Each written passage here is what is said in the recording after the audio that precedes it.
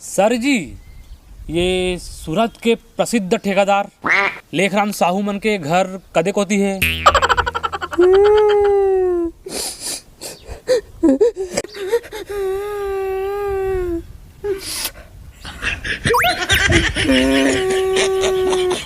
तेहा काबर रोआ था सर जी?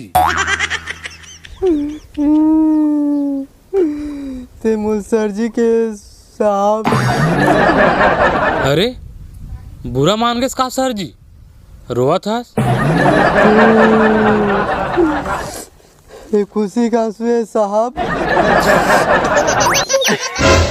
आज तक मुझे कोई सर जी नहीं बोले है।